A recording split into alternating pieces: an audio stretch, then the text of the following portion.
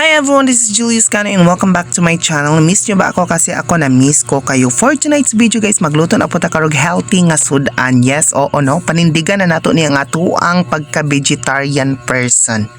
Yes, oo, OA. Yes, oo. Lubos-luboson na lang po nato na itong mga gulay diri nga nabilin diri sa ref no kaysa sa madaot ni siya at huan na lang ni siyang tiwason karon. Yes, oo. Ang ato ang lutuon karon ato ra siyang lapuan no dili nato siya paagig mantika di po nato agig laoy kundi lapuan ang ginato siya natay talong, okra ug galay. Yes, oo. Bay ubay na po akong video nga nahimo og na-upload no nga wala na ko nagwig no kaya ako asa yung gilaban ang wig kay murag di na gyud makaya ang kakatol inig suoton nimo sa imong ulo. Yes, oo. Bitaw. Actually, isa ra gyud ka tubig akong gamit ani para paglapuan ni tanan no. Ang tubig diyo sa okra ug sa talong mao ra pud akong gilapuan ning galay no kay dili na mo sila hugaw mao ra mo gyapon na silang ubana.